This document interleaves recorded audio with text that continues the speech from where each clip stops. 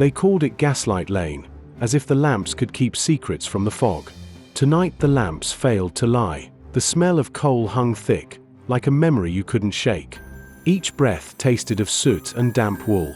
I kept to the shadows, a worn coat, steady boots, a mind sharpened by years of listening to whispers. A lantern swung on a balcony. 2 children whispered behind curtains. Somewhere, a carriage sighed like a distant heart. I found the door ajar. The hall beyond smelled of cold bread and coal smoke. Floorboards groaned under a careful tread. In the front parlor, a shawl lay on a chair and a single glove on the mantel.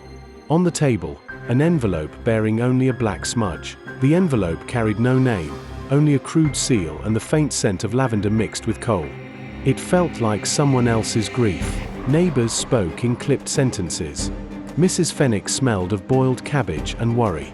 Her eyes named a man who did not exist in official records. Heard from the alley, a soft footstep, then silence. The lane seemed to listen and hold its breath with me. At the mortuary, I met a porter who tilted his hat and refused to speak of names. He tapped the glove with a finger and said the fabric was uncommon. The glove bore a faint gold thread. Not just fashion, but an emblem.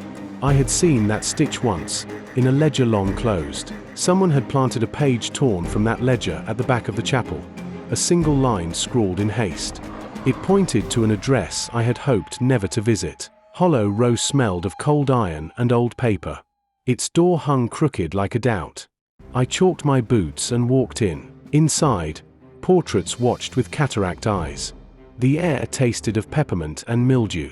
A faint whiff of perfume lingered like a promise. A ledger lay open beneath a candle. Names bled into each other.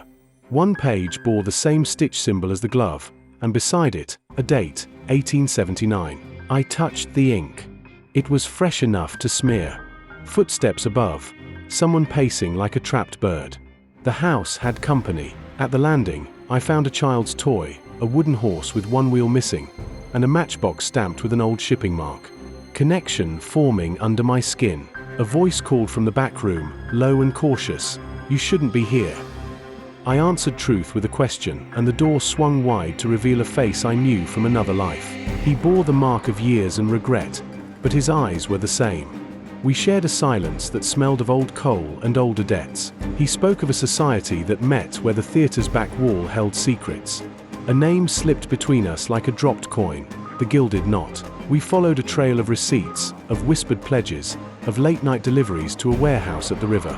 The city seemed to close ranks around us. Inside the warehouse, the air tasted metallic. Crates stamped with foreign names lined the walls. A man in a mask left a calling card by a stack of trunks. The card bore the same stitch emblem.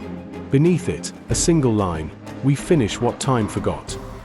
My pulse matched the creak of a rope ladder above. A shout echoed. Footsteps raced. Someone had seen us. In the chaos, a shape slipped away into the fog, and clutched in his hand was a name I had hoped to bury. By dawn the lane felt older. Steam rose from the drains like ghosts. I followed the name to a house that remembered cries in its walls. Within, a hidden ledger catalogued favors, threats, and payment. The ledger's last entry named a single night and a single address, the very date my life changed. I confronted the man who had sold his honor for coin. He smiled as though he had practiced the gesture for years and then, with surprising sorrow, confessed the small betrayals that had grown monstrous. Justice in our city is not blind so much as tired. We offered the ledger to the parish. They offered hushed agreements. The guilty slipped into respectable names. Still, a child's laughter from the corridor and the creak of a familiar floorboard told me some debts are paid in silence, not ledger ink. The glove returned to its owner by unseen hands. I walked Gaslight Lane once more. The lamps burned a little truer. The stitch emblem had not vanished.